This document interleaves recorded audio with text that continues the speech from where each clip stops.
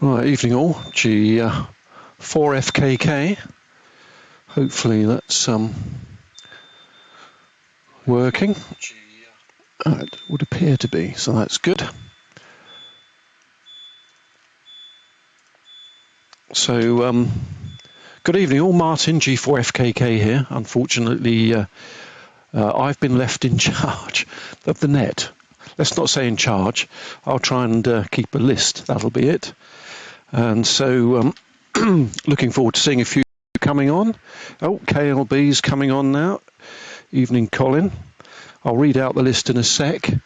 I've been given no BATC parish notices to read, but I would just say that anyone who wants to join the net is very welcome. It would help me if you could add your call sign to the chat box on the wideband streamer, the wideband monitor there. Then I can get some sort of list going. The list at the moment, I hope you're okay with this, Mike, is Mike G0MJW first. Then we've got Roger G3IUZ, Richard GI4DOH, James G4DQH, Noel G8GTZ, and so far Colin G4KLB, keeper of the list. I think you should join us one day, Tim. MW0RUD. Michael's watching.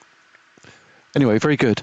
But I have got one message. I was phoned up by Gary Zulu Sierra 6 Yankee India, who most people will have seen on here, and he's got an interesting query for all the experts. Tim, you might have an answer to this as well. He's finding that on using the Minitune software and a mini tuner, when he uses the VLC monitor as opposed to graph,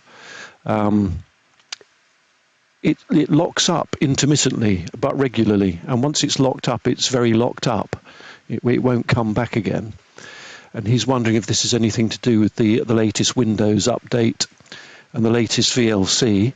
He has rolled back to the previous VLC that was working fine before, but that hasn't fixed it. So I wonder if anyone on the net or on the chat has come across any issues with Minitune, the Minitune software. He's using version, what version he's using? It's 1.1c or something, so it's quite a new version, but he's getting the same effect on the older version he was running. Anyway, that's just to throw it out there. So round to you, Mike, if you're ready. Oh, and Keith's on the list now as well. Evening, Keith. GU6EFB. I'll type out a new list while it's going round the net. But after you, Mike, it's Roger, G3IUZ. So G0, Mike, Juliet Whiskey to take it with the net. G4FKK standing by.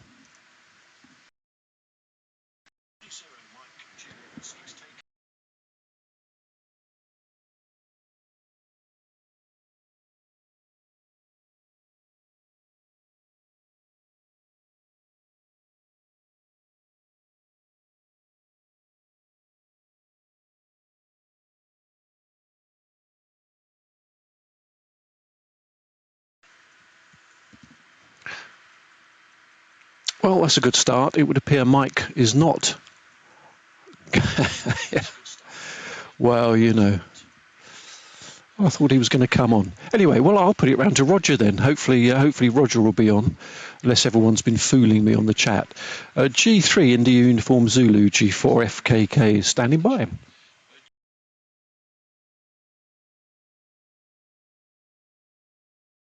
Zulu G4FKK is standing by.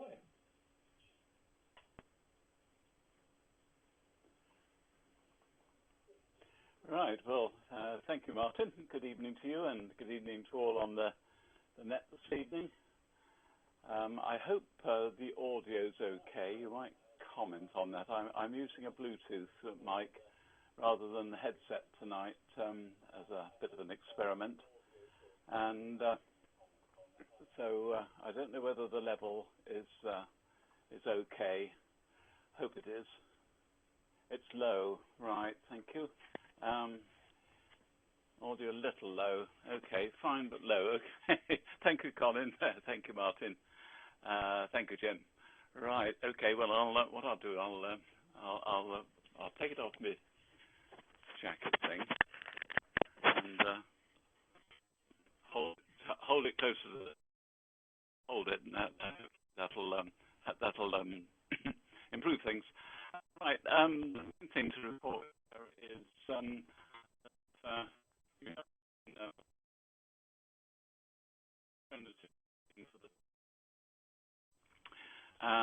and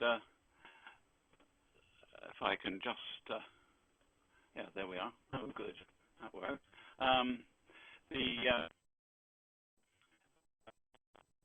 My PA is the Nokia, which is underneath this heat spreader, copper heat spreader, and I'll tell for anyone who hasn't seen it, sorry to bore you.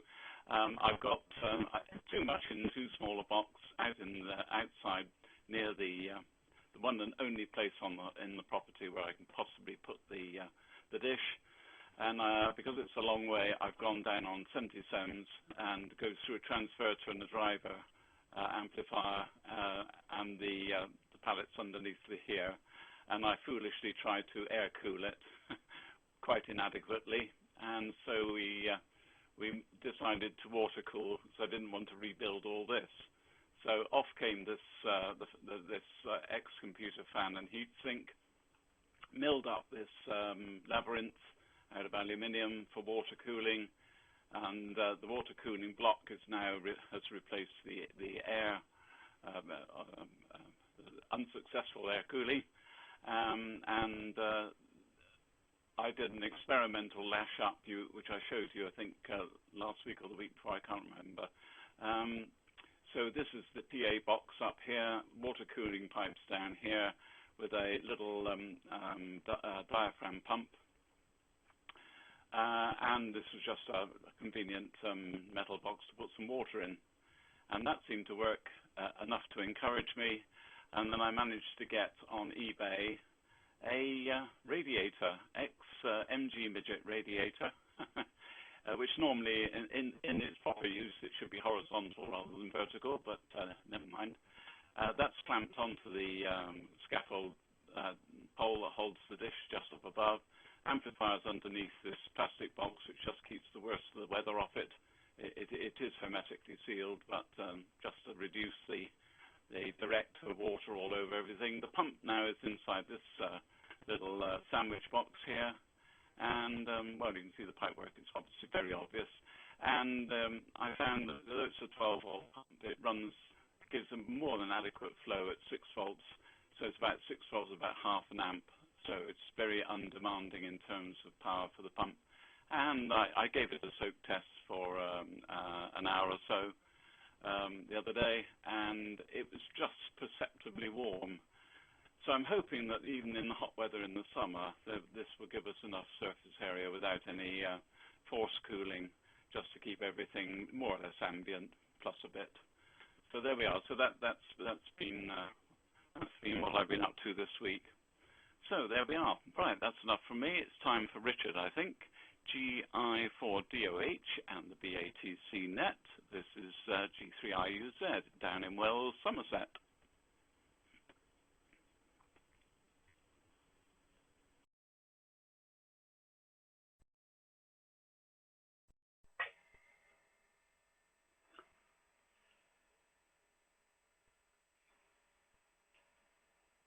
I would say GI, not GI at all. G3IUZ. Roger, with the BATC Net, this is GI4DOH in Bangor, County Down in Northern Ireland. Just a little bit late in getting things set up here because somebody called at the door, which I could have done without. So not quite prepared, but I'll waffle anyway. Roger, the usual engineering excellence that we've come to expect from you, that it's such a beautiful piece of equipment. It looks so good. Never mind whether it does the job or not. It's just a delight to see the way you lay things out and do things so neat and proper and functional looking and all the rest. So it's really brilliant, and it's a delight to see the things that you work on. Unlike me, hacking about with bits and pieces, the thing that actually the delivery at the door from Amazon was a bag of ferrites, 3 different sizes of ferrites, and it's surprised me to start with because I didn't order those. But a couple of weeks ago at our monthly club Zoom meeting, I did a talk called Ferrite and More Ferrite with the subtitle How to Choke Yourself. And I wondered about this and the connection with it. In fact, it's my daughter, because it just happens to be my birthday and all the rest. Well, if I don't tell you, nobody else is going to.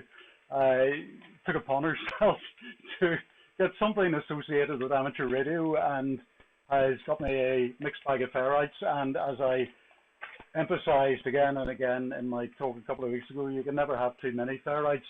So good at keeping RF in your coax cables, keeping noise out, and all the rest. You certainly can never have too many of those.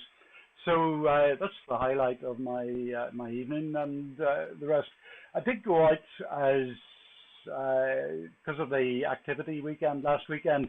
I did go out to the local hilltop with the 23 centimeter and 70 centimeter stuff, more for trying things out. I did take a couple of photographs, but because I was late getting to the PC, I wasn't able to resize them on time. Maybe second time round. Things worked well with the little inline 70 centimeter and 23 centimeter bandpass filters that I've got. They've got rid of the crud coming from the telecommunications tower next to where I was parked, and stopped the overload of things. I didn't hear any DATV signals or anything, but it was good that I've got rid of the noise coming from that. And the only other issue was I've got a Moonraker preamp, supposedly goes up to 2.5 gigahertz. Although having opened it up and looked inside it, you wonder how could it do that? You know, by the time the signal gets from the BNC socket onto the PCB, most of it's probably gone. And it certainly wasn't, the noise floor wasn't good enough for 23 centimeters. There was no noticeable increase in noise when I connected the antenna. But I just happened to take delivery this week of a kit of parts for the PCB I used to have that I've now lost. There it is. By a certain G4DDK, so it's the sort of de facto VLNA for 23 centimeters, and it's actually EME that I'm considering for that. It's probably a bit more than I need for the 23 centimeter terrestrial stuff. So that's something for me to be getting on with. I had a question, because I don't have a spectrum analyzer, and I'm finding myself more and more in a need for that sort of thing, and we don't have local outlets for that sort of thing, and we don't have that sort of thing changing hands. I note that you can get a 6 gigahertz Owen spectrum analyzer for a couple of K. You know, sort of not a vast amount more than you could get a 20-year-old thing with a CRT. Not that there's anything wrong with that, but you know, sort of new into this sort of arena, and I'm quite happy to fast track on something that I think I would use in the future. I wonder if anybody has any opinions on those, either tonight or drop me a line, usual gi4doh@gmail.com. I would tell you any input device or whatever before lashing out on that, but you know, sort of thought perhaps because I'm moving in that direction, that mightn't be a bad investment for now. So enough waffle from me. Find where I post it. I'll pass it on round to James, G0DQH with the BATC Net. This is GI4DOH.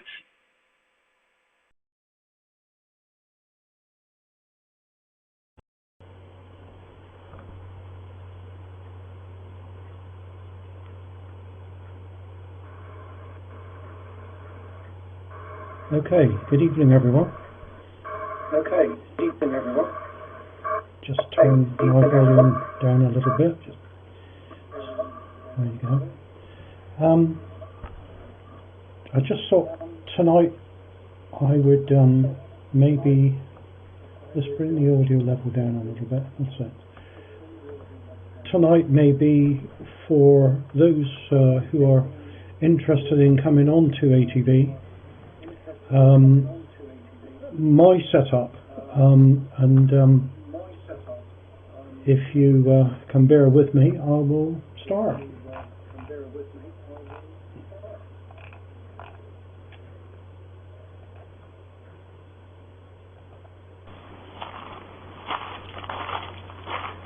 Okay.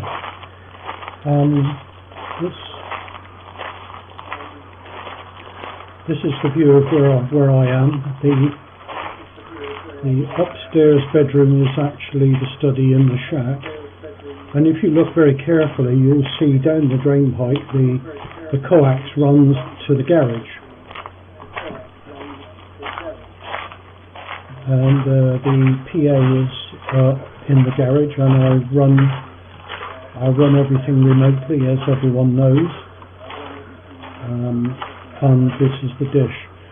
Now, this is a fairly old video, and you can actually see the original transmitter in the plastic box. I was getting a bit of audio back from you, and I was a bit unnerving there. So the original PA was in that plastic box there, but it suffered from overheating in the summer, and I probably had about 5 minutes transmission, and that was really as much as I could cope with. Okay in the winter, but certainly not in the summer. So I thought I've got to do something about it, and so this is my setup in the shack, and this is the mini tuner, the port snout, which has all the boards for all the ATV channels, and there's another view. Thoroughly reliable, I have to admit. It's just amazing, just works. And another view of it from the rear. And with my on-off switch mounted at the front, and the small printed circuit board for the on-off, which you can see the 4011 IC and the P-channel FET, the small P-channel FET. That actually runs the whole thing. Amazing, just amazing. And I was lucky enough on eBay to find a 3 gig low-pass filter, and that's there on the right hand side. That's not there now, it's in the garage. It's on the input to the PA. So I don't have it on the right hand side at the moment. And the PA in the garage, with the power supplies and all the various bits that go with it on the top shelf where the ladder is. And this was the PA when I started work on it. It's a Lorenz solar inverter heatsink. On the right hand side, you can't see it, but there's a fan internally as well. So there's 2 sucking air in to pass the coolers, coolers, and the one on the left actually draws the warm air out. And this is another view of the the PA, and with the copper heatsink fitted on the side. And the next view is of the driver PA. When I click on it, that is. And I was lucky enough to buy that for £14, and it was all milled out as well. Jim's design for the driver PA fitted perfectly in there, and then I actually bought in the actual PA. Uses a single FET. I think it was just over £300, and that's what I'm running at the moment, and the output is about 25 watts, by the way, with 28 volts in, and I think it draws something like 8 amps or something like that. And the next picture is all of it connected and fitted into the actual heatsink, the driver PA and the bias supply for the driver PA as well. And from the garage out to the dish, I've got Rogers 450 Heliax. It was pretty pricey at £180, but it came with the 2 end connectors fitted as well. And this was in the changeover from the PA in the box beside the dish to the changeover to the PA in the garage. So this was the picture of the original PA down the bottom of the garden,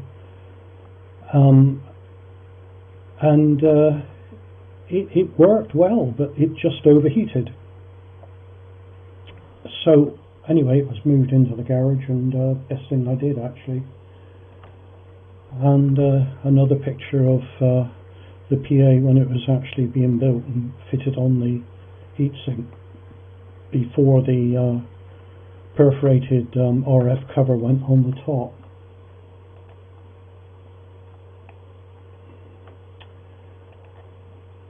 And some of these pictures you've seen before, but this is the dish, and the covers, the plastic covers, are all food containers, would you believe? And the one over the L&B, which I'll show you in the next picture, and the cover comes off, just snaps off, and you can get access to the L&B, and that gives a fairly good view of how far the dish is away from the garage, the back of the garage. And another close-up of the dish.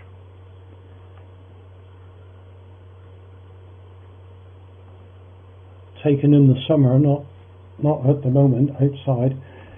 So it's freezing cold outside, but it's 20.2 degrees in here at the moment. So a couple more pictures. This is as you know, I run from the study or the shack down to the garage. All the equipment in the garage is run remotely by fobs, the power on off and the bias as well.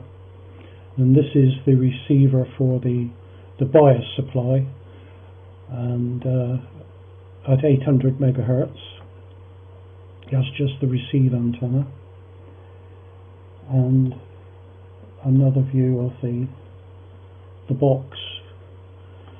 The relay that was originally in the receive to the right hand side packed in, so I've had to put another one to the left, and you can just make out the DC converter there, and all works pretty much as I expect every night, and and at least I don't have to go down in the cold and tinker around with the PA at the bottom of the garden anymore. The temperature on the PA at the moment is 4.7 degrees C. I think it went up about 0.7 degree from 4 degrees, and rarely goes above 1 degree above ambient anyway, with all the fans running, and it keeps it all nice and cool.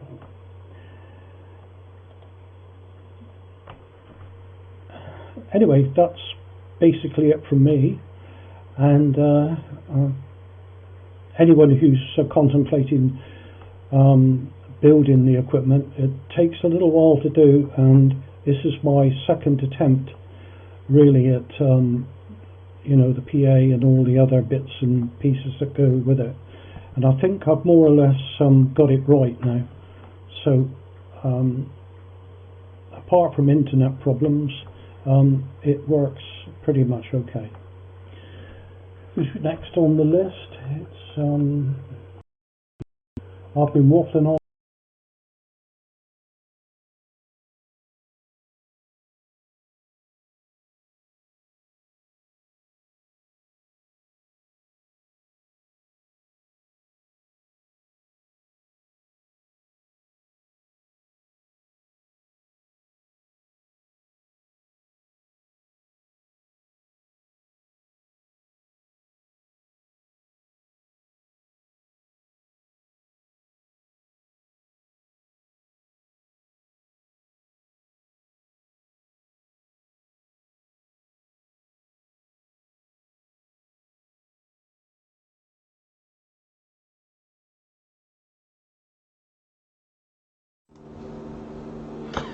Okay, evening all. Yeah, thought I'd come on for a change, and good to see a few people now gathered on the net, and got a few on the stream actually. 41 on the stream. As Martin said, Dave's away, and so Martin's doing the net, obviously, and I'm streaming it. So apologies if it's slightly different. I'm actually running one of the little Chinese encoder boxes, and I'm running the rate slightly higher, which may be running it slightly too high. I think it's running at about a megabit, but performance seems pretty good, so there we go. So what's been going on here, the major project I've been playing with along with Dave is the BATC repeater controller, and we're using it on HV. That's one of the reasons really why we built it, and you can see it running in the there. And he's designed it basically around a Raspberry Pi 4, of course, and it will control an analog or a digital switcher. But some of the things, sort of when you're able to write the book from day one, that's quite good. So in the carousel you can put in JPEG stills as you've got there, but also you can switch in a video source to become part of the carousel or even the quad. So that's got a lot of potential. We found one or two bugs. Tim, I think Tim's listening.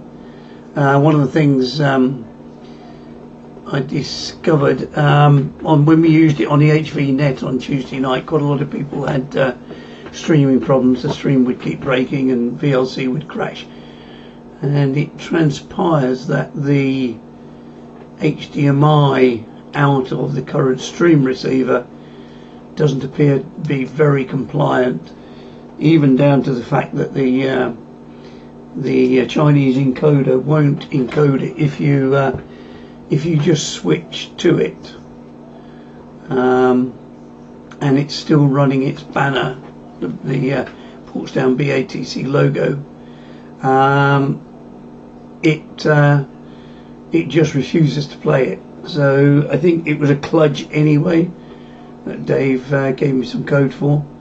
So I think we've got a bit of an issue around there. So that's the reason why on Tuesday night we were having difficulty. But I think Tim's got something in store based around the Ryde, so it may well be that that's going to become pretty important, as the to HD doesn't seem to be totally compliant, or at least according to the Chinese encoder. Other things going on here. Did some 77s last week. Managed to work Arthur G4 CPU, incredibly loud. 2 mornings running. Come Saturday of the activity day, and nothing at all.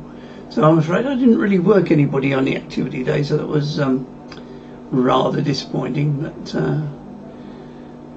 we'll make up for it later in the year, no doubt.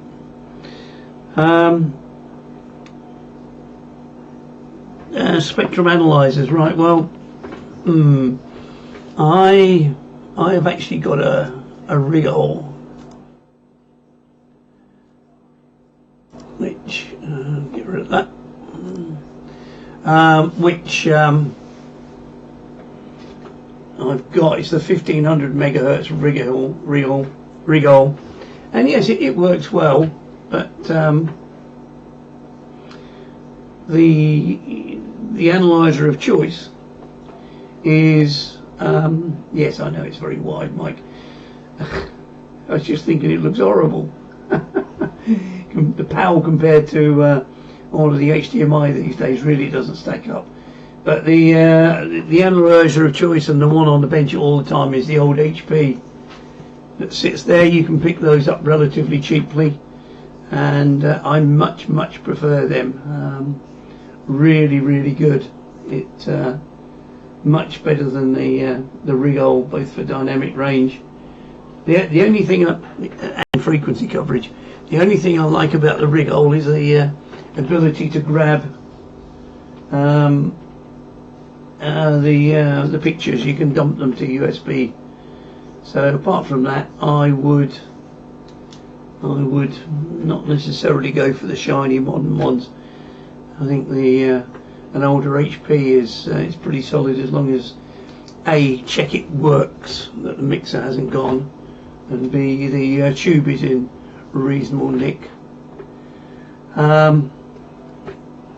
So that would be my opinion, although that one that Charles put up looks very interesting, and it's PC based, of course, which means you do have to have a PC. It's not a self-contained instrument. But maybe when the old HP dies, I'll have to look at investing in one of those.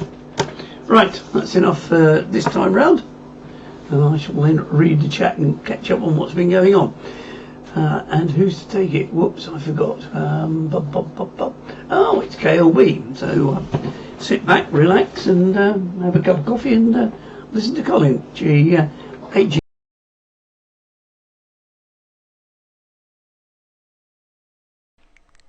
Okay, thank you, Noel. Let me just mute that. Okay, that's a similar volume to Noel, I think. That's not too bad. Right, very good evening. I haven't actually got that much to say. But that's never stopped me before, obviously. But anyway, very good evening. Very good evening. Yes, I thought that Rigol had got a bit longer. I was privileged to borrow that very machine, actually, when it was brand new, which I thought was very brave of the person. But yeah, I was very careful with it, I have to say. I was a little bit nervous when it was brand new. But they're very good. But I still use a bit of an ancient one over there as well. But there we are. Anyway, what have we got to say? Well, the news so far, I haven't got much done, and the reason for that is oh, hang on. Is because all the family have gone down with the COVID, but and so yeah, the ex-Wales was the worst, but they did suffer. They did suffer quite badly. I flicked off then for some reason. I don't know why.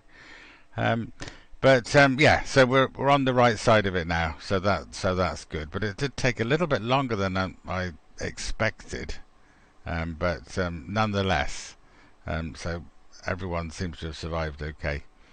So that has kept me quite busy actually, because I was lucky enough to escape completely. I didn't get anything at all, so I was obviously still going to work and this, that, and the other. So that was tricky. It was fortunate that I actually had annual leave booked for the worst time, so that sort of worked out quite well, really. In one respect, obviously, I lost 2 weeks' leave, but it would have been quite tricky otherwise. But anyway, that's that. And as for ferrites, oh, by the happy birthday, by the way. I also have just taken delivery of a pack of miscellaneous size. These are clip-on ones. These for various things I've been working on. So handy things to have about the place when you get desperate. I've been mainly looking in using a couple of SDRs to look at VLF frequencies. And it's not working very well in here, but we've been playing with it's up there. I won't get them down, but SDR play and also an air spy. But anyway, that's another extremity of frequencies to fiddle about with. And the view with that is to construct some or potentially construct some slightly better aerial system for the 60 kilohertz MSF receiver that runs SQ. We suffer a little bit at times. It seems to work nearly all the time, but occasionally. So I've been messing with bits of ferrite and goodness knows what. so anyway, I haven't got very far with that at all. So that's that little project. I don't think, did I show this at all? Did I show? I know I showed. I know I showed this little ports down with its BATC one on the back, and I'd kludged in one of Mike's PCBs that is actually designed for a Ryde in actual fact, but I used it for ports down. But then of course Mike came up with another board which is on this ports down. We might quickly go to shaky cam for this so we can have a quick nose at it. So we'll quickly go to shaky cam. Hang on. It's a bit dark, isn't it? A little bit dark, that one. Oh, there we are. So this is the ports down 4, this one. And here's Mike's little PCB that he's come up with. I forget if I've shown this already, but I'll do it quick. But you can see this is another by G0MJW, ports down 4. This one is now finished, and so it makes quite a compact arrangement, really. The Raspberry Pi 4 requires a little additional cooling over the previous ones we've used, and so I sort of quite like to put a bit of air through it. This one has the 25-way D fitted, which is favoured by Dave for his experimentation. I mainly use the other one actually. This one here. This one's in the shop actually. But I like the Molex for everything I've got. Has got the Molex on, so that's what I mainly use. But but this is quite a sort of a convenient one, so I had to build the thing. So there we are. So there it is, actually running, and everything seems to work absolutely fine, really. So that's that. So he can go up there. He can just sit. Oh, hang on. There you go. You can see it works. Okay, so that's that. That's enough. I think that's enough for shaky cam.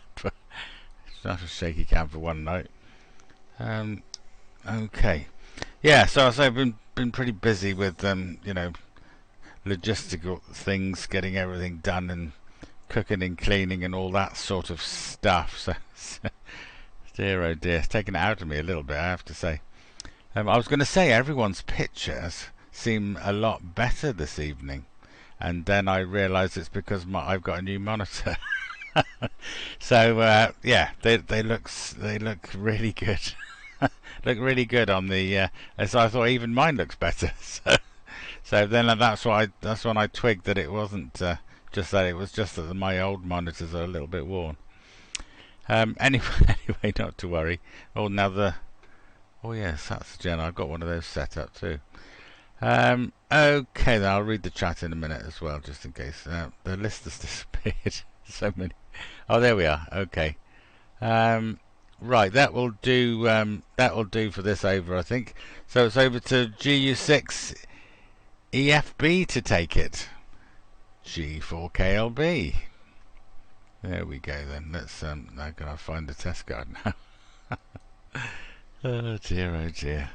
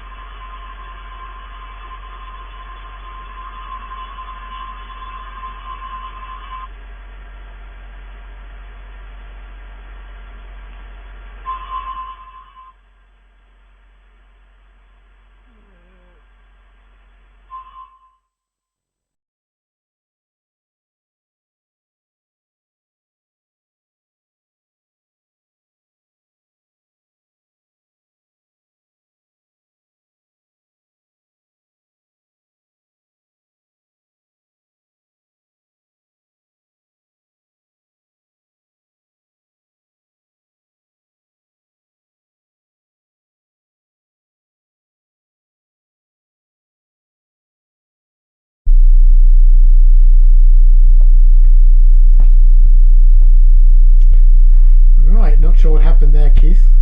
Maybe you'll fix it. I think you're still trying to put too much video through, or too much bandwidth. Anyway, good evening everybody. I was slightly late on parade because I was on a Zoom call with a friend of mine, and it took a little longer, but all good. Also trying a new camera tonight, so hopefully the pictures are a little bit better than they were on previous overs. Haven't quite got it in the right position, I noticed, so sorry about that, but it'll do for now. It does tend to move around because it gets moved by its own lead. Anyway, what can I show? Let's see. There were a few things I was going to talk about, but the first thing I probably is in response to the question that was being asked about spectrum analyzers. So I turned mine on, and here it is. It's the Anritsu, and these do come up quite often these days because they're getting towards the time when they're being replaced, and they're not bad. I mean, they're not wonderful in terms of screening, but they're okay, and they have good dynamic range. So this is a 7 GHz spectrum analyzer, and that's my signal currently being transmitted, which you can see there. And it's only got a little antenna on it, so it's just picking up the stray RF. What you could see when I'm not transmitting is the Wi-Fi, which is very sensible and stops and goes away when I am transmitting. But there you go. So that was one thing, but I guess the other thing is what's on the bench. So what's on the bench today with trademarked bench camera, trademarked poly camera, not trademarked shaky camera because that is Colin, or unsteady cam, which is Martin. So this is the PA control boards, which turned up this week from JLC. I only ordered them on the 5th of January, so I'm very pleased with the delivery schedule from JLC. And hopefully you can see that. And what they are, well, it's probably easier if I show you in 3D render rather than in the actual reality, because I haven't finished building them yet, and I'm waiting for parts. This is a constant problem. to be waiting for parts because everything you want to get suddenly seems to be out of stock at all the major suppliers. So you can get it from China, hopefully, normally, but getting things from China does take a week or two. So there we are. Anyway, going to my desktop. This is what this is, and I've showed you this before. It's a controller for amplifiers, and well, you get the idea. It has a front panel, and on the back it's got the various bits and gubbins. And I thought I'd try out actually the new Nano Every. That's what that device is there. But an Arduino Nano basically with 2 chips here, and those chips are just LED drivers. So that's all it is. It's not anything special. And as I say, I showed it last week, so I'm not going to spend a lot of time. The only thing I've done in terms of the rendering is colouring the LEDs, so you can see what colour they're supposed to be now, which is not particularly interesting, but is useful for when I have to assemble it. And of course, that requires that you actually put resistors in, and because it's 5 volts rather than 12 volts, the voltage of the LEDs, the forward voltage, actually makes quite a difference. So you have to select resistors depending on what colour LED you want to put in. So I've been working that out. I found my LEDs were very inefficient, so I've ordered some new ones which should be consistent, and we'll see. The ones that I had in stock, that is. And they should arrive in a few days' time. Now, I'm not quite sure if there was anything else, so let me just have a look at the chat and see if there are any questions. No? Oh, the one thing is that board that KLB showed, that Colin showed.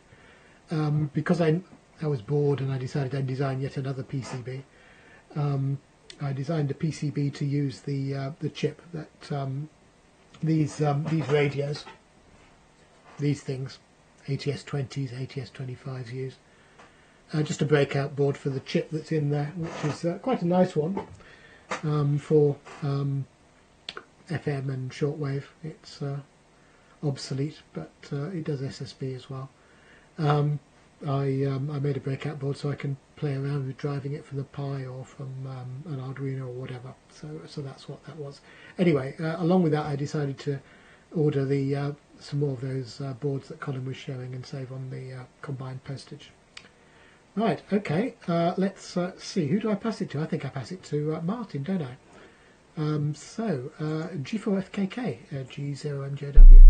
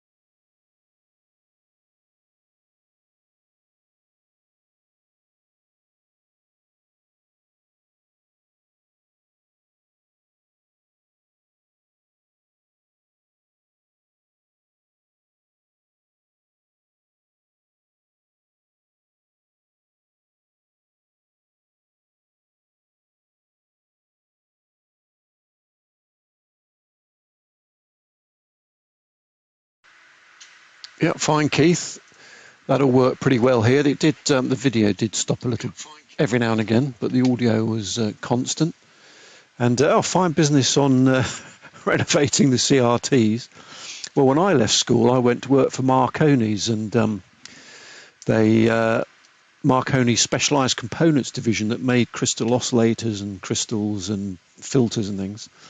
And we used to make these very expensive potted semiconductor controlled crystal oscillators, but they were put into a B7G valve tube and evacuated, and getters fired and then tipped off at the end.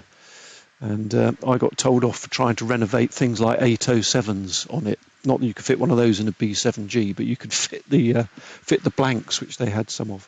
Anyway, good times. And thanks everyone. Good pictures from everyone today. Roger, as usual, your engineering looks absolutely fine business. I'm currently. I wish I lived near you, Roger. I'm currently building a mainspring winder for my small collection of clocks that need overhauling.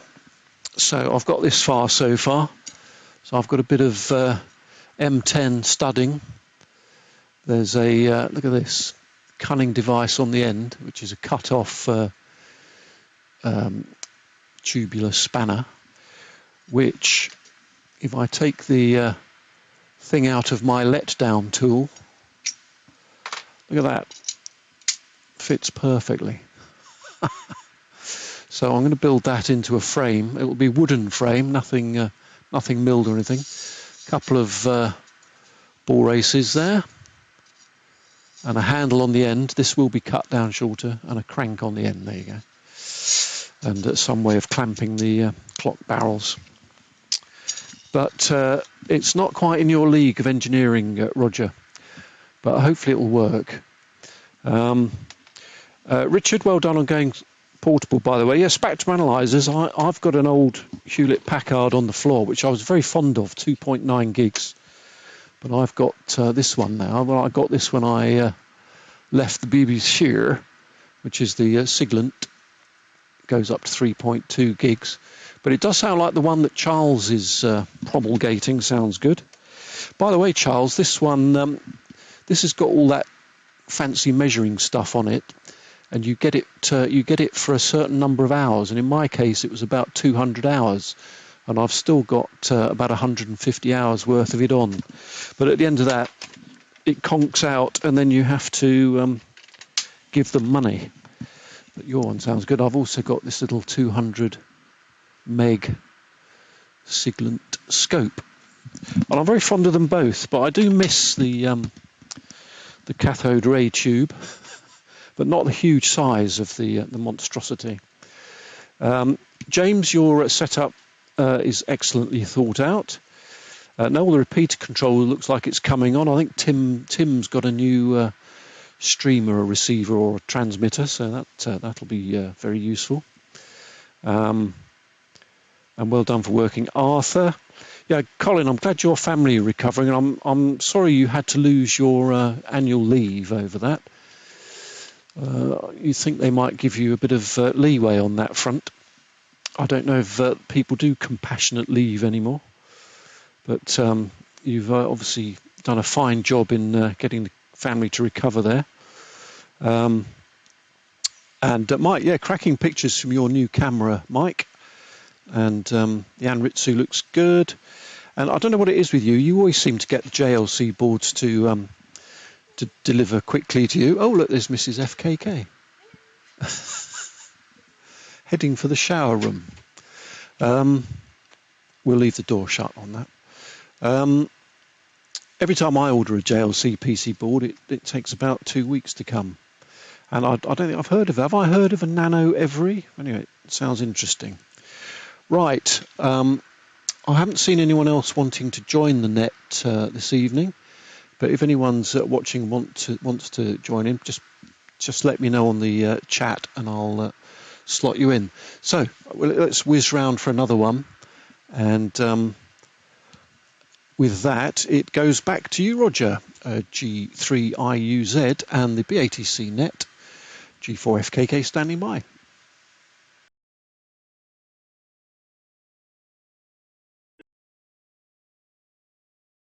G4FKK standing by.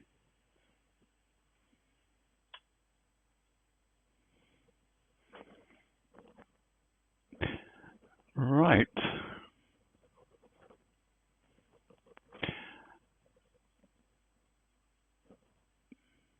I think hopefully, yes. I've now gone back to the headset rather than make you wind your audio controls up and down madly. So apologies for that. I shall have to see if we can get a bit more gain somewhere in the system for the USB mic. I just thought it'd be not quite emulating you, Richard, but convenient not to have any sort of yet more trailing wires. Nothing really much to add except to say thanks for the kind remarks on the the engineering. Well, it's a bit of a bodge, to be perfectly honest, but there we are. The radiator I did mention last week. I managed to find that on eBay, $12.99. No one else bid for it for several weeks, so I took a punt on it, and it doesn't leak and seems to do the job. So there we are. And the whole thing is extremely quiet. You can't hear the pump running because it's only running on half volts to give plenty of flow of the water. So I'm well pleased with that. On the spectrum analyzer front, I like you, Martin. I've got sorry, I sort of picked the camera. That's a rebadged Siglant. It's actually a radio spares one, the RS badge on it, but it is a Siglant, and that's fine. That's the 3.2 gig one, and I got that very cheaply. I found it on eBay from a firm that specializes in redundant RS stock. I later discovered why it was less than half price, a lot less than half price, because you mentioned it. The snag with the Siglant is that the extras, like the tracking generator, which is a rather important aspect. As you say, it has a limited number of hours before you have to pay for it, and obviously who'd ever had it before it got recycled through eBay had used most of it up. I didn't realize that until it suddenly stopped working, and then I, after a lot of messing about, discovered that it hadn't gone wrong. It's just run out of leasing, or whatever the word is. So I did have to spend a bit of money to get get that re-licensed. It's now re-licensed for life. It's no longer restricted on hours, and even so, with the extra money, it was still a lot less than a new one, and it's immaculate and works perfectly. So I was well pleased with that. So I think that's it from me. Next week or the week after, if you'll indulge me, I've got quite an important, to me anyway, anniversary coming up. I shall have been licensed for 69 years. Which is a bit ridiculous, isn't it? Next year will be even more significant, I suppose. But I thought I'd bore you to death by showing you my original 80-meter crystal-controlled 2-valve transmitter, which I've still got. Sentiment, you see, reigns, and the power supply with a Premier 2-volt transformer in it, and 150-volt stabilizer. So I'll bore you with some really ancient stuff next week for a few minutes when I can dig it out of the cupboard. So it goes now to Richard. I won't come back again unless there's anything particular. So GI4DOH to take it. This is G3IUZ and the QO100 Net. Wishing you all a very good evening.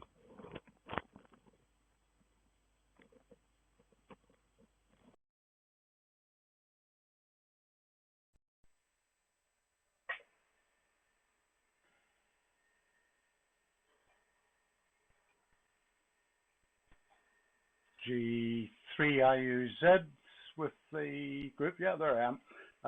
This is GI4DOH, and get the volume down on both windows that are open just to confuse myself. I'm struggling here as usual. I'm trying to get something out. The slideshow that I couldn't find earlier, I started in a random position. That's the view from that particular hilltop looking towards the Mourne Mountains, and it was a rather muggy day. That was me with the drive-on mount with the 23 centimeter Yagi on top of the car, and I'm between the car and the mobile tower, or the telecoms tower, which I'm sure is not just the mobile network. In fact, I suspect that it might be the secret location of the GB3NI repeater. If it's not that, it's somewhere else, not very far away, and I have to manually do it. So this is the 23 centimeter all-in-one chopping board assembly that I showed a couple of weeks ago, which sits nicely on the seat beside me in the car. Obviously not while I'm driving along, but it did the job, and I was pleased with the fact it only took a few minutes to start all that up and or get set up and all the rest. The fact that it didn't work anybody is neither here nor there. It was a pipe cleaning exercise. So thank you all for all the comments there. I just had one question. I've now got about 5 questions, but thank you all for your experience and everything.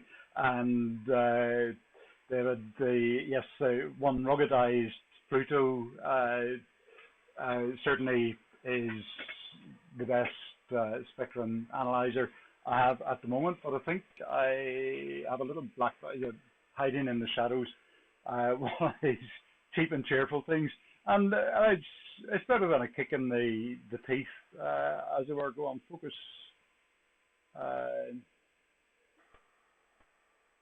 Yeah, no, sort of.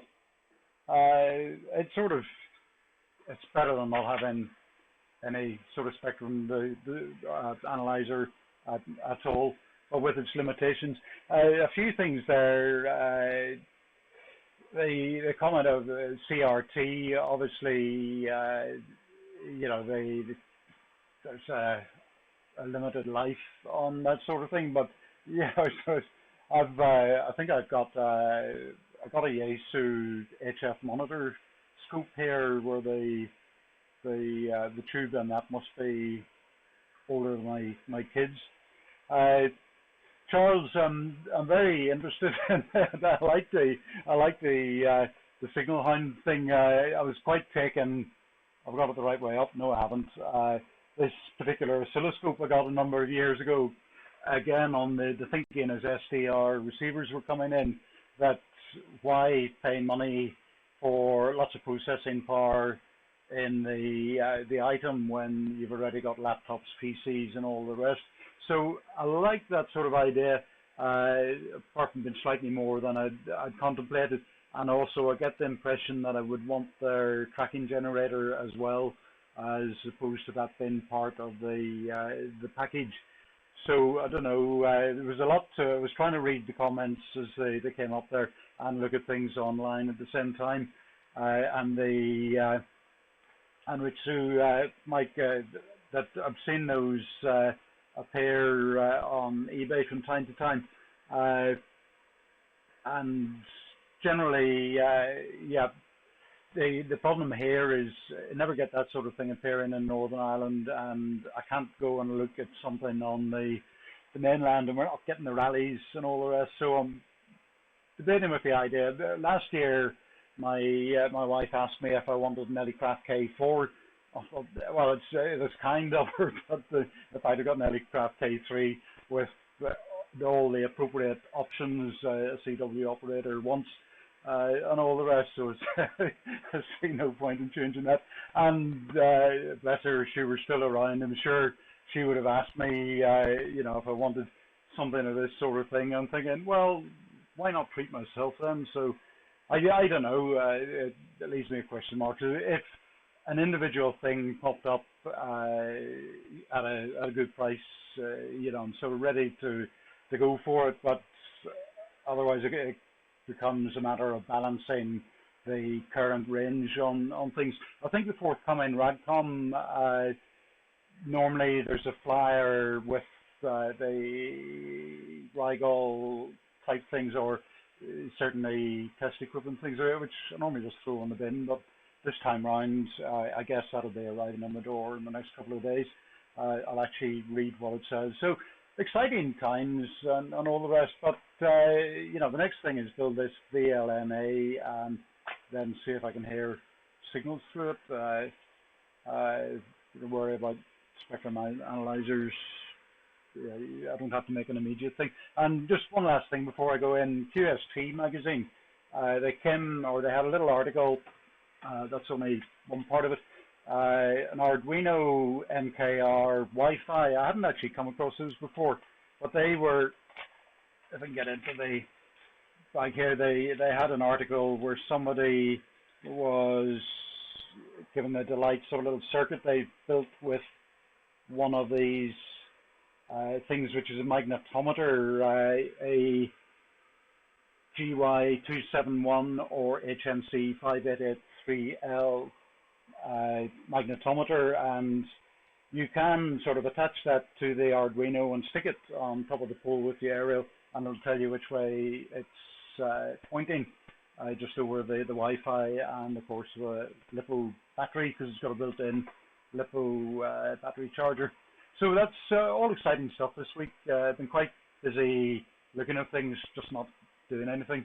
So I wish you all 7.3s and hope to hook up with you next week. And thanks Ryan to James. G0DQH, by the way, I think it had a 4 on the list there. But you're doing a great job, Martin. So thanks for that. So Ryan to you, James. G0DQH with the group GI4DOH.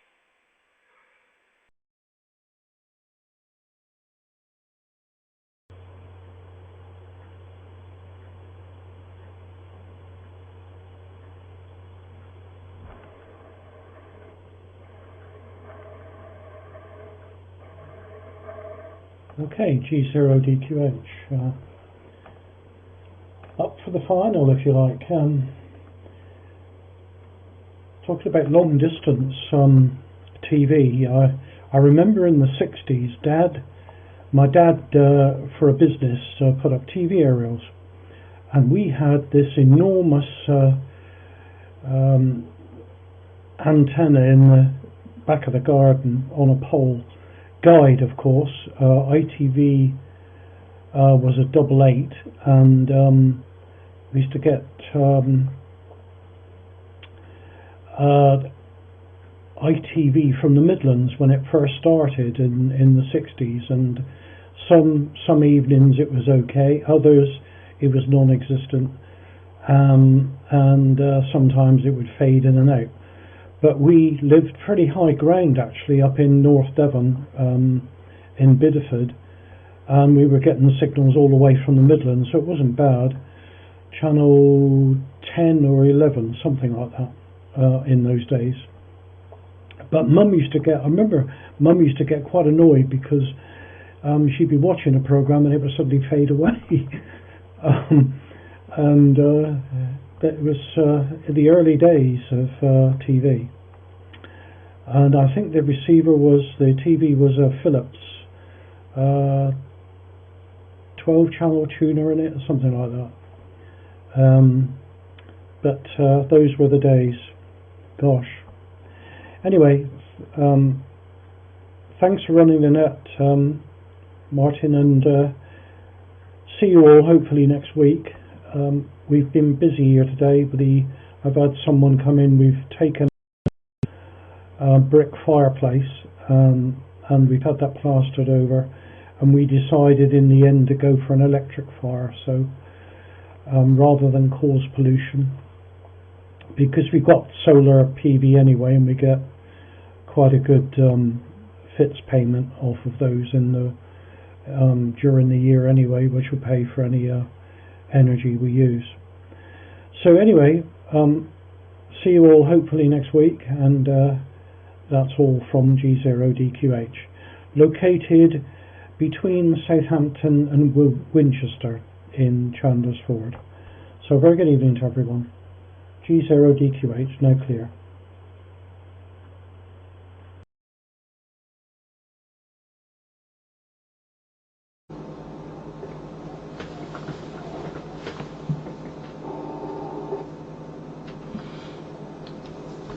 Okay. Right.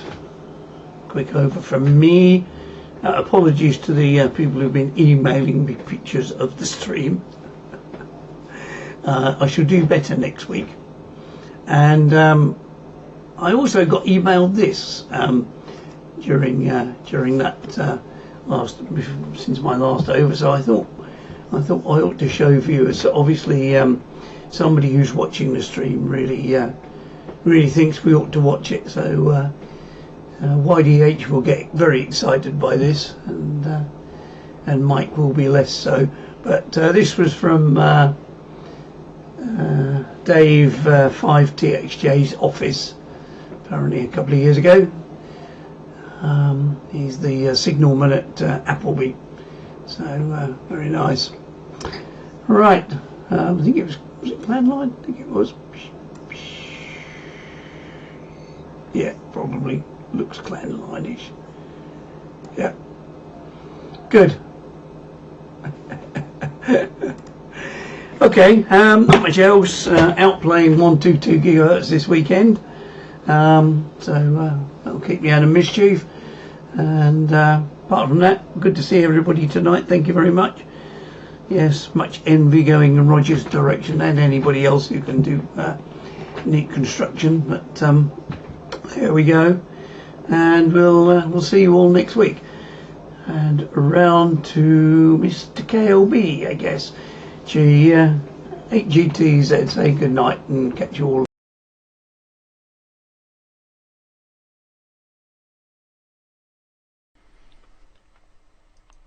Okay, thanks a lot, Noel. Excellent. I feel I should have had a steam engine video to show, but alas, I don't actually have one. I shall refrain from showing my spectrum analyzer. It's a bit of an ancient beast, but there we go. And I'm pretty sure that my scope is a rebadged one. It looks. I don't know if people will recognise it. Maybe I'll just do that quick, and that'll do. But we'll go for shaky cam.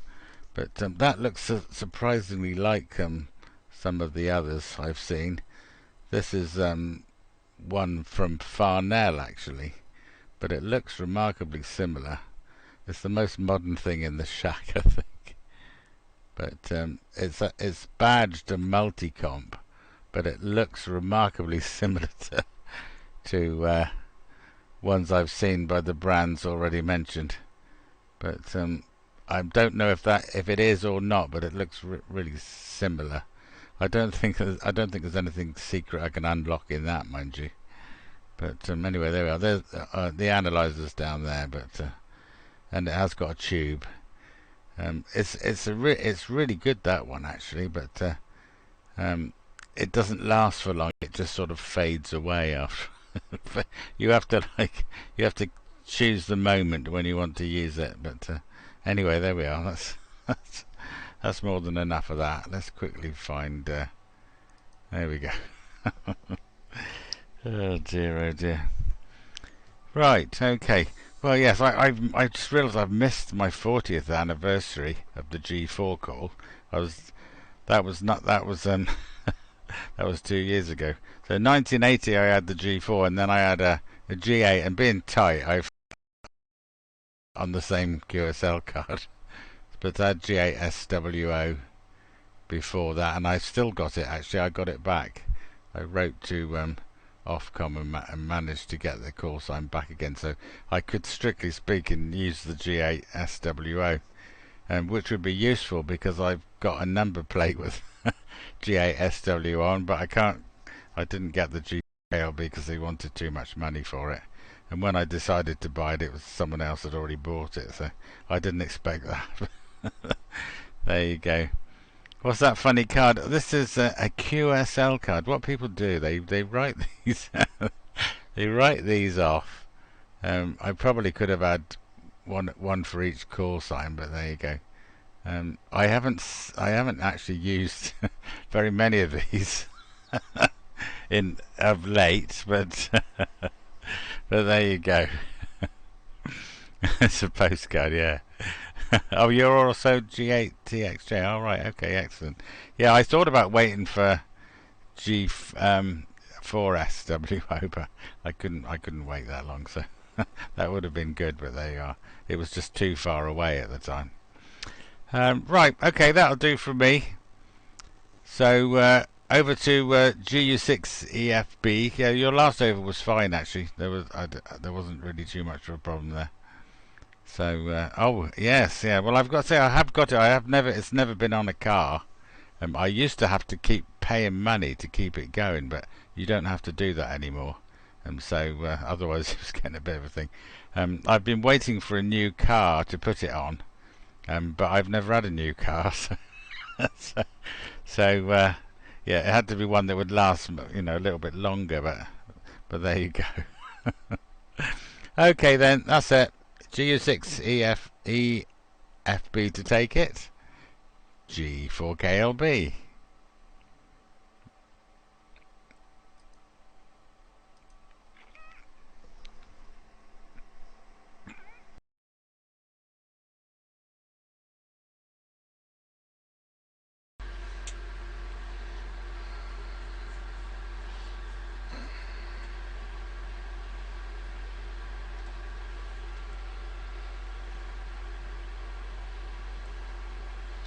Yeah, G4 KLB, GU6EFB. Thanks there, Colin. All interesting stuff. Yeah, okay. Yeah, people saying they worked at Marconi there, Martin. Yeah, we did a little bit of work for some time with Marconi underwater weapons testing. That would have been back probably in the probably mid 80s. And played around with some CCTV cameras then that they were fitting into the Harrier jump jets, and they could see 25 miles in the dark. Amazing stuff back then. And they were fitting those because the pilots wouldn't fire if they couldn't see what they were aiming at. So that was all good stuff. Yeah, I tried before getting the Pluto to work. How are people using the Pluto? Because I've tried using the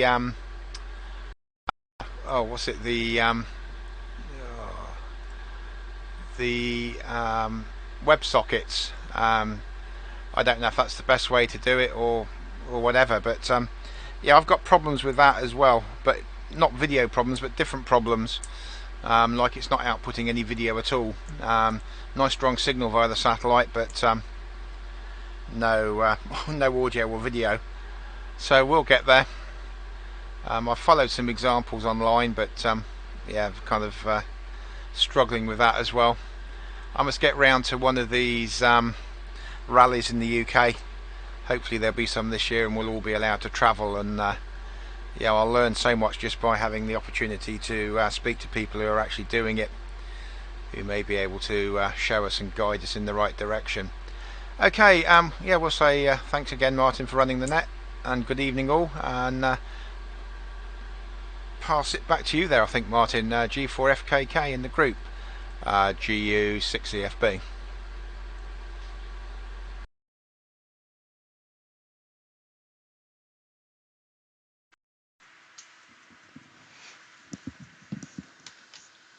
There we go. Yep, GU6EFB, G4FKK. Okay, Keith. And yeah, you were much stronger that time. Anyway, very good. Yes, lots of. We'll see. This is my my QSL card. Actually, I'll hide that bit of it.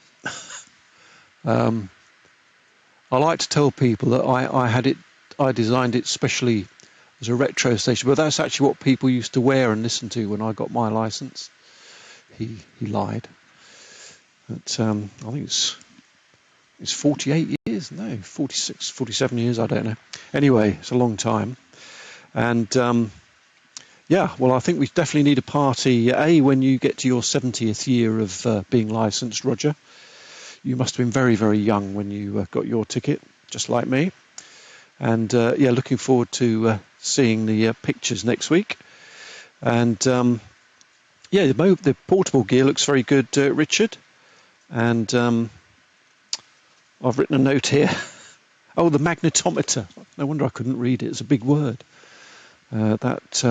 I've got a couple of those, and I did wire them up to an Arduino once, but I couldn't think of any really good use for it. But as you say, a rotator indicator would be a good plan. And okay, James, on the early ITV, I remember some of the early things. I remember excitedly going round to our cousin's house because they'd got the new BBC Two, but obviously that was a bit later. Noel, 42 years, yeah, 122 gigahertz. Excellent. Well, have fun with that. I must try one of these high frequencies one day. And Keith, the Marconi underwater weapons testing. Well, one of the reasons I left Marconi was because I ended up as a development engineer there in the research department. And I made a rather lovely 300 megahertz phase lock loop oscillator with very little jitter. At the time, it was quite revolutionary, actually. It was quite a good one. It was a long time ago. And I was very proud of this. And then they told me what they were going to use it for. So you probably tested something with one of my oscillators in it, Keith. So I didn't really approve of that because I was young at the time. The Pluto, by the way I do it. Where's my unsteady cam? See if that's working. All I do, I've got power going in the right-hand socket, as you might be able to see there on this terrible picture. And on the left-hand socket, the USB socket, I've got a down here somewhere. It's in there actually. I forget what you call it now. A converter. It converts local area network Cat5 connector there to USB, and that works really well with the Pluto. That's OBS straight into Pluto using the IP address that I've given the Pluto. I'm using firmware 2711, but that's not actually approved particularly, I don't think, for the ports down, but it works for me. And it also works very well with the ports down. I can tell the ports down to stream to the Pluto. You can't do H.265 via it, but you can do H.265 if you feed it directly into the Pluto. I've never quite understood why that might be different. Right, okay. Any notes I need to write up or comment on? No. Good. Roger has made a very kind offer on the chat, by the way, which you probably all have seen. So, Roger, you can expect some very heavy parcels arriving, great lumps of metal. Oh, could you just do this? So that'll be very nice. Right, okay. Well, thank you all for coming up. I'll close the official net now, but carry on as it were. And the exciting thing for next week, of course, is we've got Roger's pictures coming up, and Rob, M0DTS, has been busy and has got stuff to show. So very often Rob says, well, I haven't done much this week, and then there's some amazing gadget he's created. So we're all waiting with bated breath for that next week's net, which unfortunately for you, I'll be running again because Dave is having, as everyone says, extremely well-earned, reasonably long holiday as well. Life on the ocean wave. Right, so I'll put this up before I go and wish you all a very good night. G4FKK, closing the BATC net, thanking everybody, and see you all next week, hopefully. Cheerio.